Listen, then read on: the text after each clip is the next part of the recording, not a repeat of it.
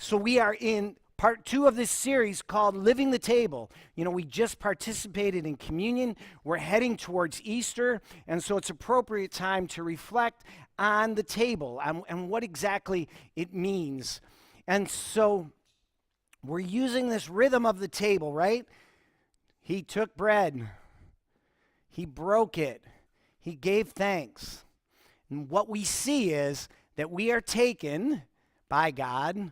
We are broken by this world, but as Jesus heals us, then we are given back out to the world to be a healing agent in the world. And so last week, as we got started, we said that in this idea being taken, that God takes us as we are right this second. So often what we can do is we can say, well, I don't have any right to come to God. I've got this problem, that problem, the other problem. I'm a complete mess. What is God? I know what I'll do. I'll get my life together, then I'll be cool enough to go through the doors of the church. And the way our faith works is like, when your life is a complete mess, walk through the doors of the church. And it's incumbent on us who are in the church to recognize our own brokenness and our own need for God, so that when that person walks into the church, we're like, oh, welcome to the club, right? I've struggled with the same things you struggle with. And so that's where we were last week. And to help us understand this, let's go to where we were in the offering. Let's take a look at Luke chapter 19. And we see this guy, Zacchaeus. And as Zacchaeus is hanging out up in that tree trying to see who Jesus is, we know from this, I mean, it's only 10 verses of scripture, but here's what we know about him. We know that he's a chief tax collector. And at that time, that meant, because he was collecting money for the Romans, he was ripping off his own people. And the way tax collectors got rich, the Romans said to them, look, man, here's how it works. As long as we get our cut, you can charge whatever you want. So he could charge whatever he wanted. The people had to pay it, and he got rich, and he lined his own pockets. So he's not a really, liked person in his community. But God takes us right the way we are, right this second. And here's how it looked for Zacchaeus. So remember, Zacchaeus had climbed up a tree so he could see. Whatever's broken in his life, he recognizes, I just want to see this Jesus. I want to connect with him. So when Jesus reached the spot, he looked up and said to him, Zacchaeus, come down immediately. I must stay at your house today. So he came down at once and welcomed him gladly. Now, in that day and that way, this when he says, I got to go to your house today, I'm going to come visit your house, it's a sign of honor and respect to Zacchaeus. Jesus is showing Zacchaeus honor and respect. He's saying, I want to be with you and have a meal with you. And Zacchaeus is this cheat who's ripping off all his neighbors. But, so he came down at once and welcomed him gladly. All the people saw this and began to mutter, he has gone to be the guest of a sinner. He's gone to hang out with one of those guys. And again, they think, he shouldn't be doing that.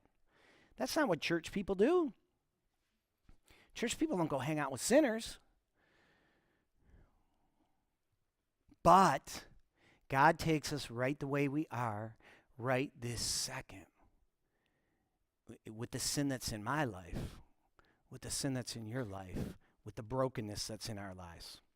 And so today, last week it was taken, this week it's broken. And just if we can argue the theology sometime for those of us who like to do that, but this is the way I do it in my mind, okay? We are taken by God as we are. We are broken by the world. And in the midst of our brokenness, God still loves us, God still cares about us, and God still comes for us, and God still takes us as we are. And then what do we see, right? Offers it up to the Father and blesses it. So today, as we take a look at broken, I want us to focus on this idea of when you miss the obvious, okay?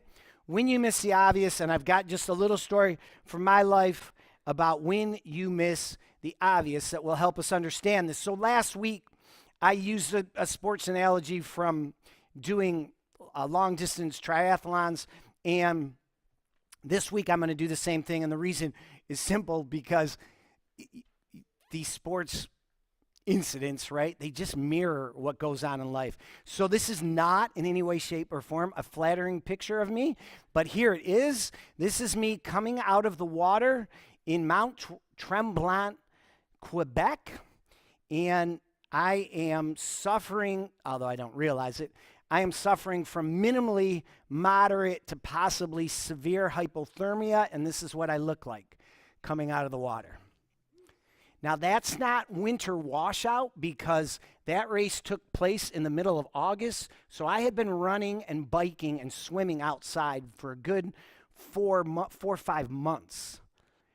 And after 4 or 5, that's what I look. The reason why I look so pale is because there's no blood in my skin. It's all gone to my core to keep my heart beating and my lungs doing what the lungs do, right? That's taking air, okay? Now, look, when I do these things, I don't do them because I'm a glutton for punishment. Most of the time, I'm having a blast out there. So this was 11 months ago. This is what I usually look like coming out of the water. I got a smile on my face. I'm kind of happy, right? I'm like, hey, I made the swim onto the bike. Let's go, right? But on that day, on the ugly day, right? In my mind, I was fine. Now, I was on my way to death, literally, if I kept going. But in my mind, I don't got any problems. I'm fine. And here's the way it works. So at 7 o'clock in the morning, I jumped into this water with about 2,000 other people. And the water temp that day was like 65, okay? So off I go, and I'm swimming, and probably around either just before the mile mark or at the 1 mile mark, I start getting leg cramps. And I've never gotten leg cramps in a swim ever. So I go in my mind, and I'm like, oh, leg cramps, that's weird. Well, let's see. I had a couple bananas at breakfast, and I slammed a couple of Gatorades. Yeah, I should be fine. And then I turned into, for those of you who got little kids, who did I turn into? Dory. Just keep swimming, right? So I just kept swimming. So then the next symptom that comes is I start feeling sick to my stomach, right? I'm like, that's weird. Why would I feel sick to my stomach? And then that day, it's a little wavy and it's a little choppy. So I'm like, oh, I'm just seasick. Just keep swimming. And I just keep swimming. Then here's the thing. You got to swim 2.4 miles. So the last thing you want to do is get off track, okay? But then, when you're in the water with 2,000 other people, they make a lot of noise. They're splashing around you. And I come to this point where I'm like, I don't hear anything. And then a rescue, they got these rescue kayaks all over the place, right? A rescue kayak kind of comes up to me. He's like, you're kind of off the course, man. The course is over there. I'm like, okay, thanks. Because now I'm disoriented. And what do? Just keep swimming. Then I'm probably at about 2 miles in now, okay? And you've all had this, and I don't mean to get gross, but you've had this thing when you've been sick, right? Where it's just like, I'm just going to feel so much better if I can throw up. Right? You've all been there? Okay? So I'm swimming. I swim up to one of the rescue kayaks, and I make a joke about, hey, sorry to do this to you, dude, but I pull myself up on the rescue kayak and literally a shot over the bow. Okay? Like just, and then what do? Just keep swimming. So I get on the land, and I look like that. You can't kind of see in that picture, but like I got this, my pupils are like super dilated, which is another sign, okay? Now, I got to say one thing. I never felt cold, and I never shivered. I never did, right? Never. Which, as I learned later, means I had more severe hypothermia. I was not at mild. I was minimally at moderate and somewhere between moderate and severe. But I never felt cold. So now, as I walk out looking like that, my wife Joanne, poor Joanne, she's got I showed her like where I was going this week. I pulled the picture up. She got PTSD. And she's like, oh my gosh, because she sees me looking like that. And hey man, I'm in my race. I got to go. I got to get to my bike. So as I'm walking to my bike to get to the changing tent, 2 medical personnel come up to me and they say, how you feeling? And I say, I'm fine. I'm just a little seasick. And they're like, well, can you kind of come with us? I'm like, well, I'll tell you what, I'm going to the changing tent. You can sit next to me as I'm changing into my bike gear and you can talk to me all you want, but yeah, come on, follow me. So they follow me into the tent. I sit down. I'm like, hey, I'm behind now, man, because I got seasick out there. I got to get my bike shorts on. I got to get my shirt on. So I'm just changing. And they take my blood pressure, and they're like, well, what's your blood pressure normally? And I don't do what you all would do, like, well, what is it? Because my mind is kind of foggy. I'm just like, oh, it's always fine. It's no big deal.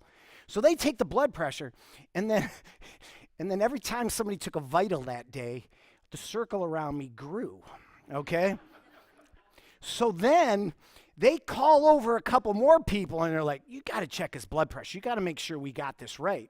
And what am I doing? I'm pulling on my bike shoes. I'm putting on my jersey. I'm getting my shoes for my ride. And I'm just, because I got a race I got to finish here, right? So the circle, they take it again. And they just all are like shaking their heads. Then the circle grows again, and now they've got the big guns out. And so they brought over 2 medical doctors. So I'm past the EMTs and the nurses, and I've got medical doctors. And this medical doctor, who went to school for however many years, probably studied emergency medicine, had seen this 1,000 times, looks me square in the eye and says, you have hypothermia. And I said, no, I don't. I'm just seasick. He says, well, hypothermia can make you sick to your stomach. Yeah, but I'm not cold. That can happen in hypothermia. In fact, one of the things that happens in hypothermia, when they find people lost in the woods who die of hypothermia, this is true, a lot of times they find them without their clothes on. Because they're so disoriented, they don't, and again, I never felt cold. So now watch this. Here's what they do. They say, well, we can't let you get on your bike. You're not medically stable. You cannot get on your bike. So what they literally do is, you've seen those foil things they give you at the end of a marathon? So, okay, they give me a foil. Then around the foil, they put a wool blanket. And they do that 3 more times so that you're literally wrapped in 8 layers. And these are around your body. Then they sit you in a chair and they put you in front of a theater spotlight, which is like, I'm sitting here and the theater spotlight's right there. I have 8 blankets wrapped around me. I'm sitting 2 feet from a theater spotlight, and I feel nothing. I don't feel hot, I don't feel cold. And logically, I should be saying, man, am I messed up? But what I'm saying is, I'm fine. And then they give you chicken broth because there's a lot of salt in chicken broth. So what's going to happen? Your blood pressure is going to come up as you get that salt in. So I'm just drinking my chicken broth. And every time that poor doctor walks by, I say, I'm fine. When can I get on my bike? I'm fine. When can I get on my bike? So finally, the guy says, okay, if you really, he's like looking at me like, if you really want to get on, keep going, we can release you now, okay? So I'm like, great. I can get on my bike and go. So I walk out of the changing tent. I go to my bike. When you're doing these things, when you're doing an Ironman, there's an announcer. And the announcer is like, when you hit different you're like, hey, coming in on off the bike, competitor number, blah, blah, blah, Joe. And they never say Muzzy. They always say Moozy. But here's the guy. No one has gotten on a bike in probably 40 minutes, literally, right? But here I come, and the guy's sounding kind of shocked, like, we have another person getting ready to go out on the bike, competitor number, blah, blah, blah, Joe Moozy. And off I go. And I'm thinking, I'm fine now, because I can't get seasick on the bike, and I know how I'll calm down my stomach. I'll eat a little bit of a power bar. That'll get things settled, right? So I take a bite of the power bar, and I didn't throw up, but my stomach went just like, oh, you idiot, right? But now I don't just keep swimming. I just keep biking, and off I go. And it was so bad. I did the 56 miles, but it was brutal. And the whole time I'm like, well, eventually when the sickness wears off, I'll be able to pick up my speed and I'll be able to go a little bit faster, and I'm going to be able to complete this race. And mercifully, so I jump in the water at 7 in the morning, you have to complete the first lap of the bike route by 1:30, okay? And so it was like 1:32 or 1:33, and I come around, so they're like, I got to go in. I can't, they won't let you start the second loop. So I go in, I hand them my timing chip, and they're like, oh yeah. I don't think they thought I was going to make the loop. They were thinking, like, we're going to pick this guy up in like 3 or 4 miles, right? But they go, can we check you out again? And I'm like, sure. And I sit down, and they take my blood pressure, and they're like, we cannot release you with this blood pressure. Would you sit here, and would you drink some more chicken broth? And I drank chicken broth for 45 minutes, and in that time, they probably took my blood pressure 5 or 6 times, and my blood pressure was finally up high enough, and they let me go. And in my mind, I was fine. Now, stick with me here, because this is all of us. This is where sports analogies do work, okay? So I started that off with when you miss the obvious. I was missing the obvious. But when you miss the obvious fact that the sin in your life and in the world has a major impact on you, this is when the world breaks us. This is when we miss, like, we don't think. We just think we're fine. We're messed up, we're vomiting, right? But we just keep swimming, or we just keep biking. Last week, the way we hit this was, I gave you briefly about how, as scientists now are studying what happens in a body when a human being experiences severe trauma, okay? And they can look now on your genes, right? The genes inside your body, and say, this is what trauma does to the human genome. And then, what'll freak us all out is, so what they do is they look at Holocaust survivors who experienced the trauma firsthand. Then they look at their grandkids. And the effects of the trauma of the Holocaust are in the kids and the grandkids. Because when sin gets into our bodies, it's real. It's not fake. And we go around and we say, well, let's just keep swimming. But it's impacting us. And it's impacting the world. So let's take a look at how this works. I just showed you how it worked with the Holocaust, right?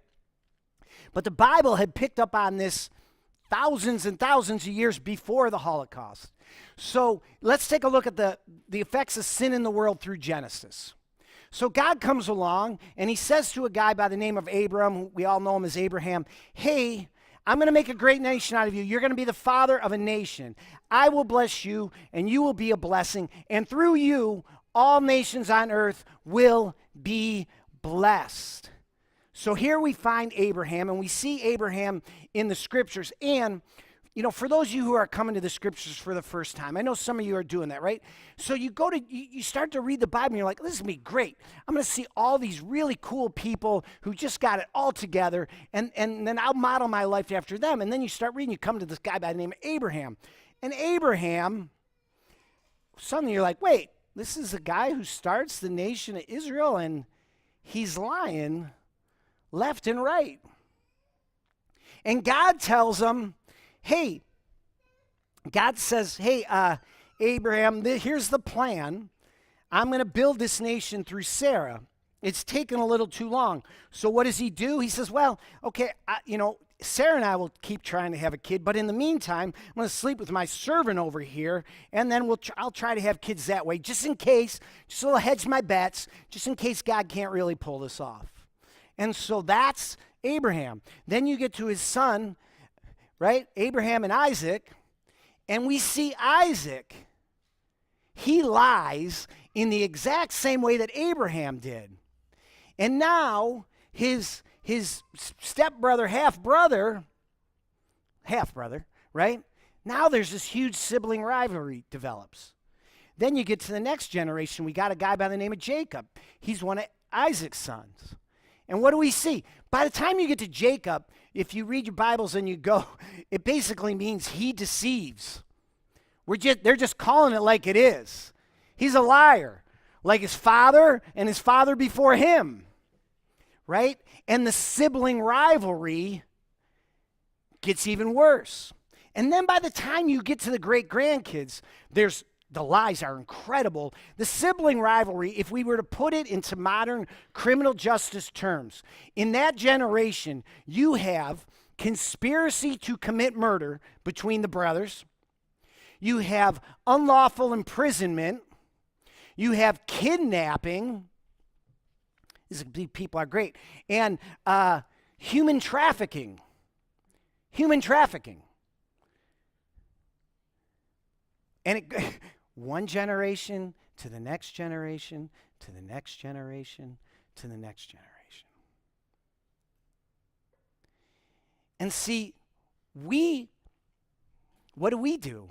We don't look at the generation. We don't look at our family histories. We don't look at what we learn. What do? We just keep swimming. And we're sick and we're struggling, but we just keep swimming. But now, notice God here. Very important. Notice God here, right? Because jump up 400 or 500 years, God's talking to a guy by the name of Moses, and he's saying, hey, I want you to lead this nation, this nation that was started by Abraham. So he says this, say to the Israelites, because Moses is like, how am I supposed to tell people that I'm supposed to lead them, that you told me to lead them? He said, well, say to the nation, say to the Israelites, the Lord, the God of your fathers, the God of Abraham, the God of Isaac, and the God of Jacob has sent me to you. Notice, God's willing to be called the God of Abraham, Isaac, and Jacob. And God's willing to be called the God of fill in your name. In spite of all the junk that you have in your life, in spite of all the junk that I have in my life. Because God takes us as we are right this second. So the effects of sin in the world and our lives. Let me tell you how the lies worked in my family, okay? So the lies in my family were basically, it worked like this. Everything was fine. Everything was always fine, even when everything wasn't fine. I have a sister who struggles with a very serious mental illness. In fact, just last night I was up, and like a lot of you who are up, you're disappointed from the game and your adrenaline's going, and so at the game is over, so you know what time it is at night, and my phone rings. And it's my sister, and she needs to be talked down. So I took that nervous energy and spent a half hour with her on the phone. And she was up here. And by the time of the end of the conversation, we had her And I might have to do that again tonight, and I might have to do that again for the next 10 years. That's fine.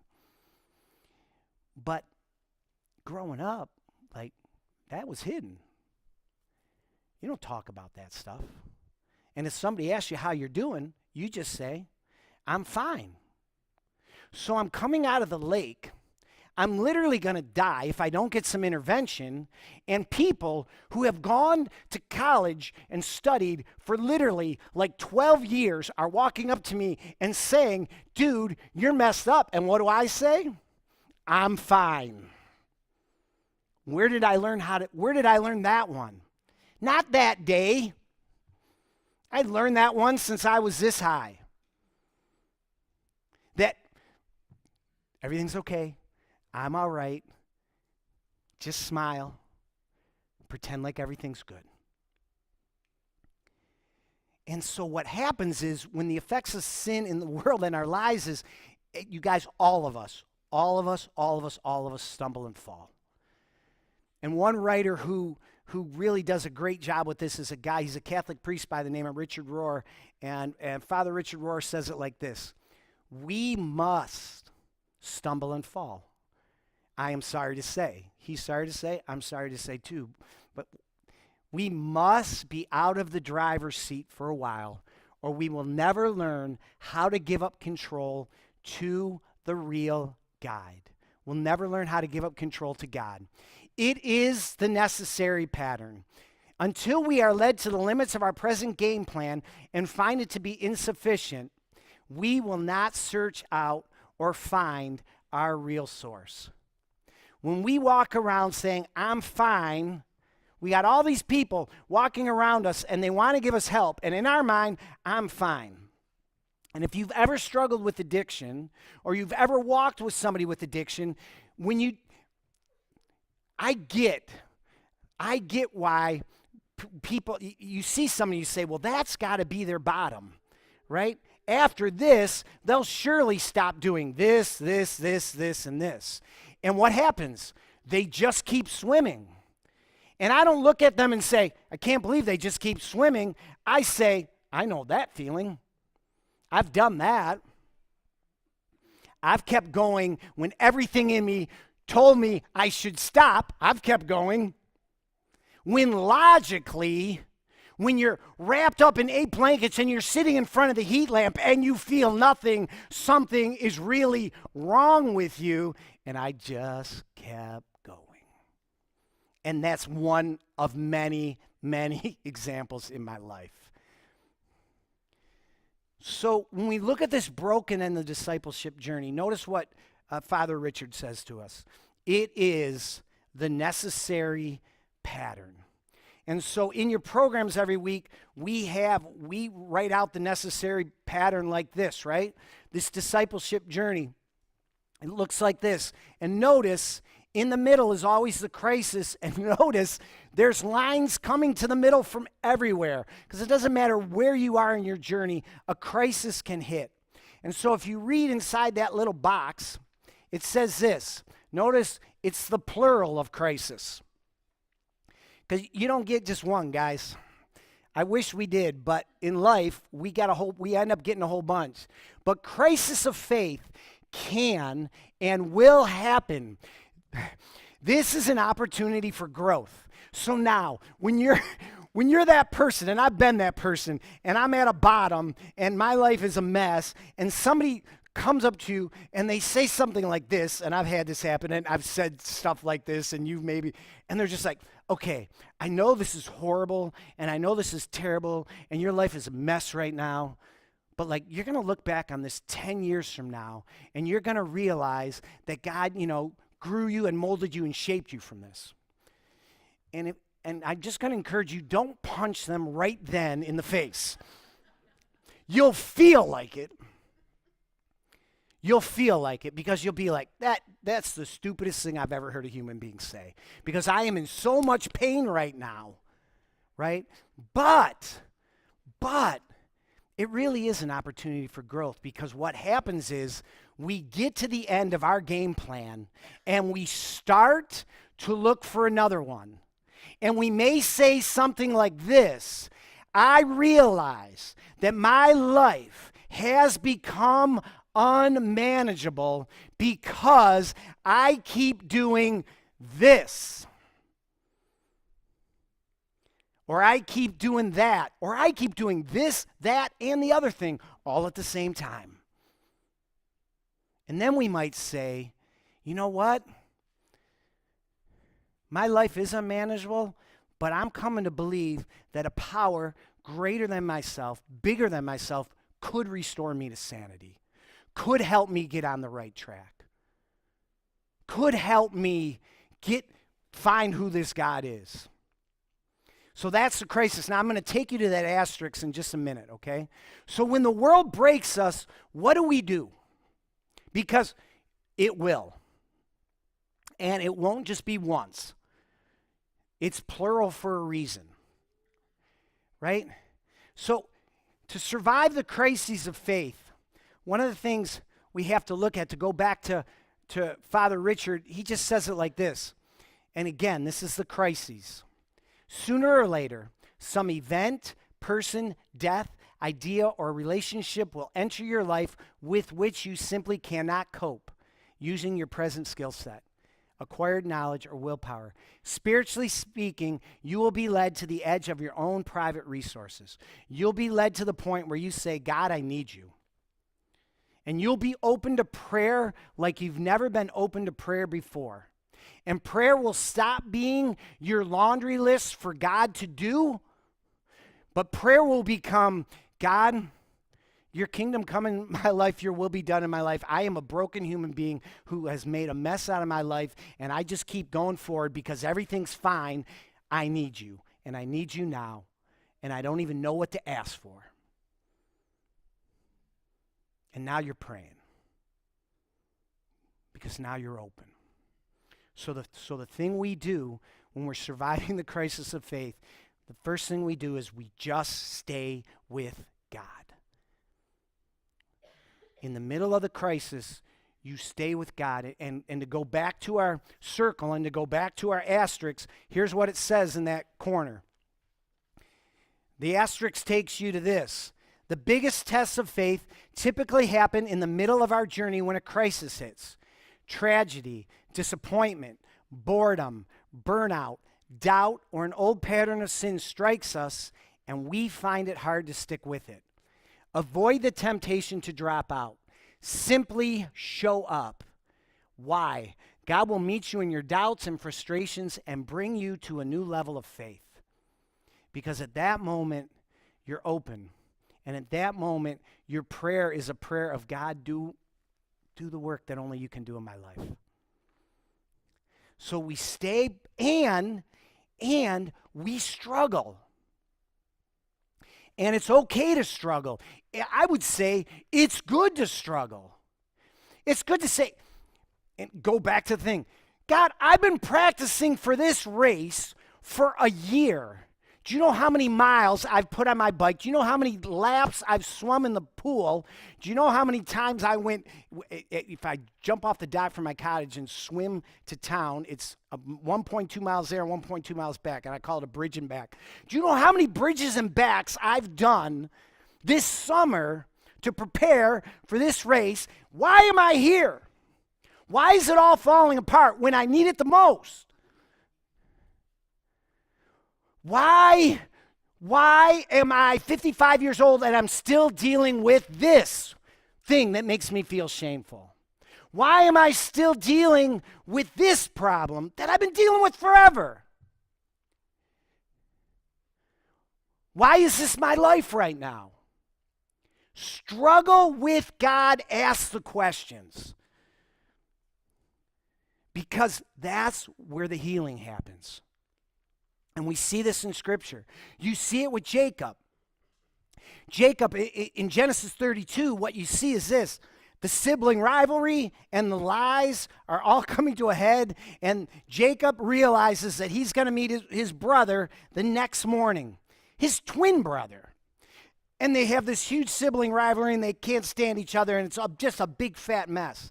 And so the Scriptures say that he struggles all night long. And what we do with that is we miss the context there, right? We want to focus on the wrestling match.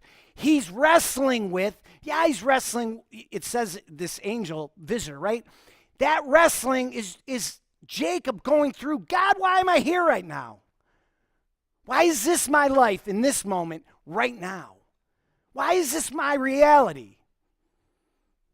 And he struggles with him through the morning, right? And we don't see this in Scripture, but I wonder what it was. What pushed Zacchaeus to be a cheat and a tax collector? What pushed him to take advantage of his neighbors?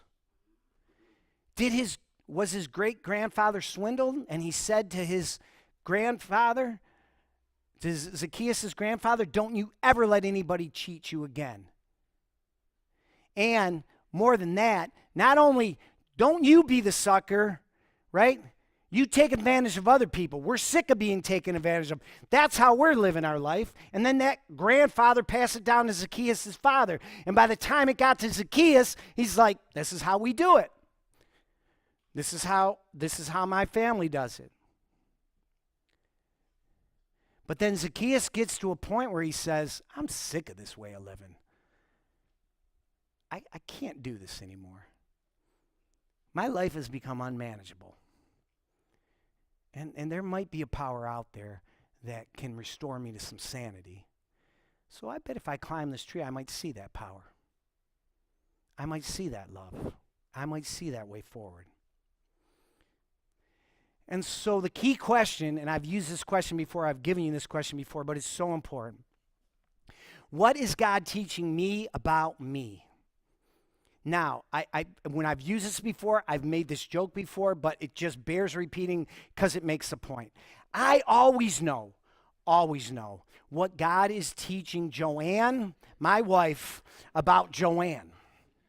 And I'm happy to share this information with her. In fact, I have an annotated bibliography with scripture references and books for her to read so that she can know what God is teaching her about her.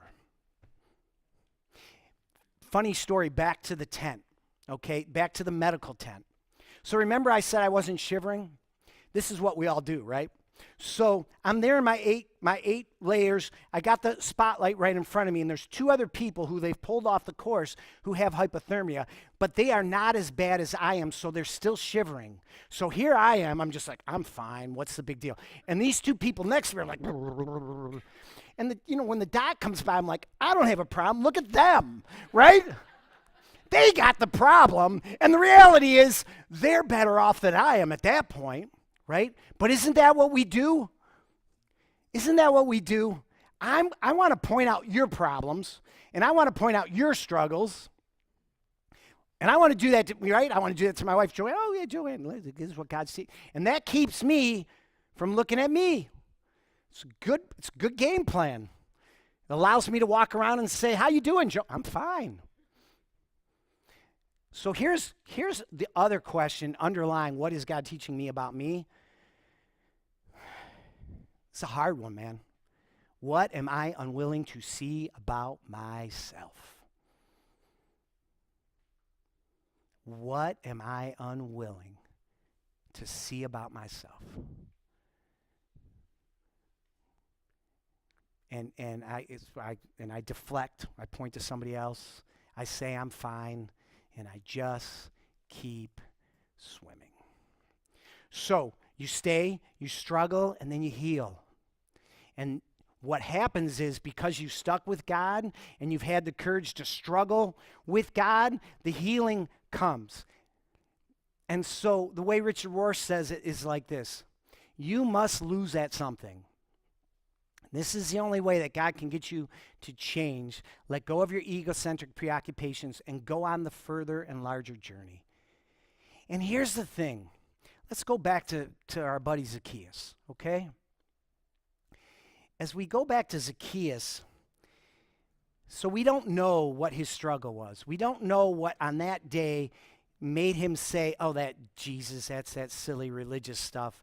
But we don't know what on that day led him to say, I got to meet this Jesus. I just got to see him.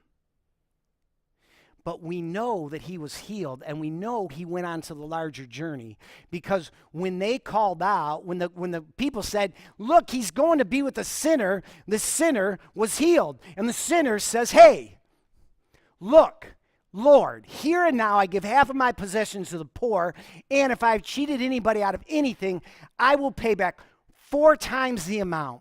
Jesus said to him, today salvation has come to this house, because now, watch this, because this man too is a son of who?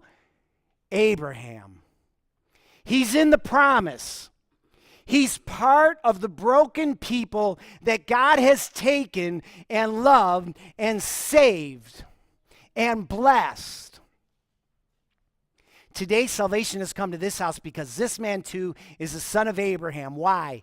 For the Son of Man came to seek and save the lost. You and me. And so we stay, we struggle, we heal. And then next week, right, as God heals us, we are given to be a healing force in the world. But that's for next week. So today, we stay, we struggle, we heal, and we repeat. Because it's not the crisis of faith, it's the crises of faith. And God just keeps bringing us around the circle and keeps bringing us to a deeper and more beautiful and healthy place. So here's the question as we go. What is God teaching you about you now? Or the harder one, what am I unwilling to see about myself?